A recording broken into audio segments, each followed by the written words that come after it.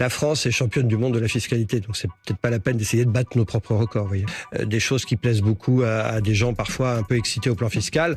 Bon, on va reperdre du temps, vous voyez. C'est qui les gens excités Regardez, au plan fiscal? Regardez ce qui s'est passé en première lecture.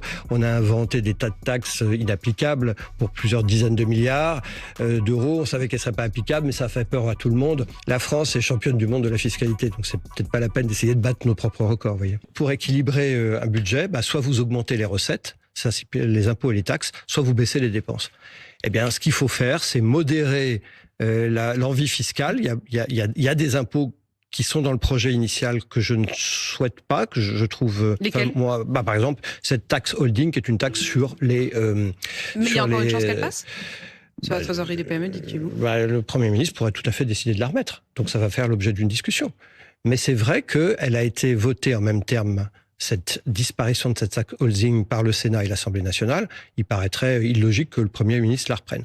Et puis, il y a l'autre façon, c'est de baisser les dépenses. Il faut probablement faire les deux. L'année dernière, le budget qui a été réalisé, c'était un budget, malheureusement, en 2025, avec uniquement des augmentations de recettes, c'est-à-dire de taxes et impôts, et pas de baisse de dépenses. Je pense que cette année, nous devons affirmer que nous voulons baisser la dépense publique.